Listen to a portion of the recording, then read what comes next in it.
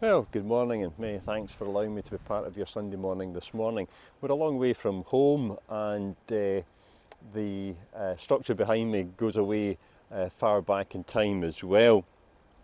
It's Malbork Castle that's behind me in northern Poland. It's a fortress of the Teutonic Order of Knights many years ago, almost 1,000 years ago. I want to read a couple of verses from the book of Revelation.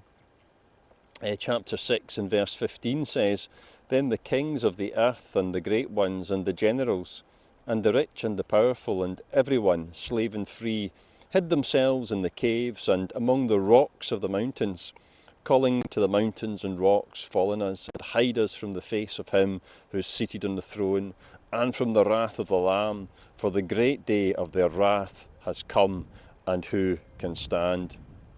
And then again in the book of Isaiah in chapter 32, verse 1 says, "Behold, the king shall reign in righteousness, and princes shall rule in judgment. And a man shall be as a hiding place from the wind, and a covert from the tempest, as rivers of water in a dry place, as the shadow of a great rock in a weary land." And we look to God to bless his word to us this morning. The castle behind us is apparently the largest castle in existence in the world. It's really a complex of castles. Interestingly as well, at the heart of this place is a hospital, and it was set up by an order of knights, a Teutonic order, who amongst other things were charged with looking after the sick who came from the Crusades to Jerusalem.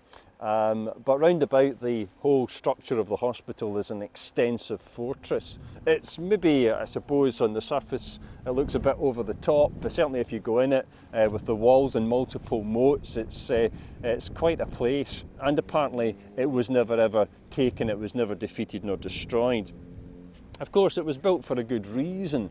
It was built because they perceived the threat against them to justify that kind of a structure.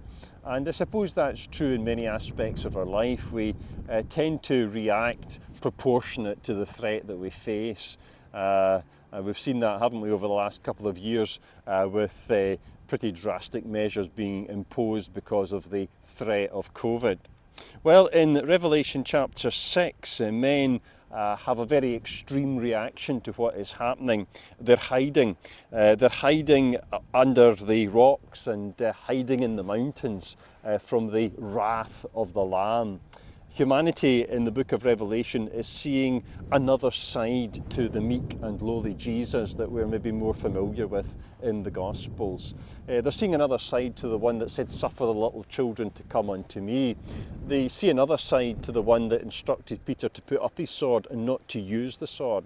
They're seeing another side to the one who was led as a lamb to the slaughter and who willingly and voluntarily allowed himself to be spat upon, beaten and crucified. This is the Son of God, remember. He allowed himself to have that done to him. But in Revelation, chapter number 6, we see a completely different side to the Lord Jesus. We see the Son of God and God himself pouring out his anger and his wrath upon a world that has rejected the only means of salvation, the Lamb who shed his blood, the Lamb who gave himself as a sacrifice for our sin. Men have rejected him, despised him, and in fact persecuted his people, and now the anger and wrath of God is being poured out upon them.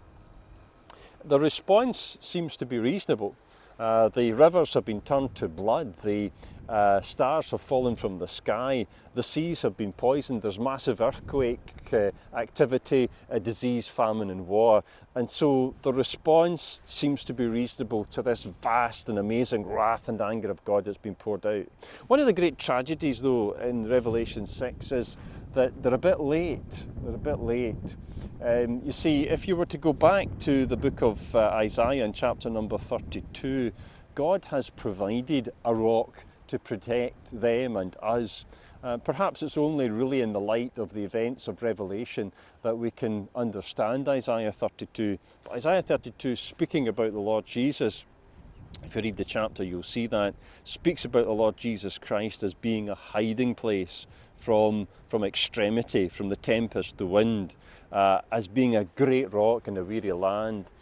Sometimes in life we can leave things just a bit too late, and sadly I've seen that over the years in my own practice of medicine. If folks had just come a few months earlier, if maybe they'd come a year earlier, or maybe if they had taken the advice when it had been given, things would have been, and it would have turned out so much more, so much better. And here in Isaiah 32, God had provided a rock as a hiding place from the extremity of his wrath. No one could really fully anticipate what the anger and wrath of God would be towards men who rejected him. It would be extreme, the extreme description that we have in the book of Revelation. But you know, the greatness and the glory of the salvation that is there in the Lord Jesus is there for a reason. It's there because of the greatness and the extremity of the anger and wrath of God. It's there because God is a black and white God. It's there because God is a God in whose presence there can be no sin. God is a God who can allow no defilement into his heaven. God is a God who cannot tolerate man and his wickedness, man and his sin.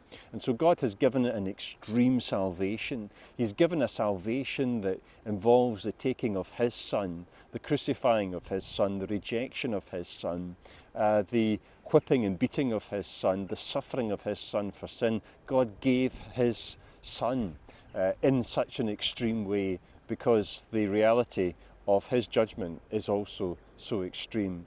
And in Isaiah 32, there is this tremendous offer for each of us to have a castle, something like this, a castle impenetrable, a castle because the danger is great, and he shall be as a hiding place from the wind, a cover from the tempest, a river of water in a dry place, the shadow of a great rock in a weary land. As you and I look forward into foreverness, we need something great to protect and preserve us, and we find that in his Son, Jesus Christ. He who has the Son has life. He who does not have the Son shall not see life, but the wrath of God abides upon him. Thanks very much for allowing me to be part of your Sunday morning this morning. And do remember the website, graceinchrist.org.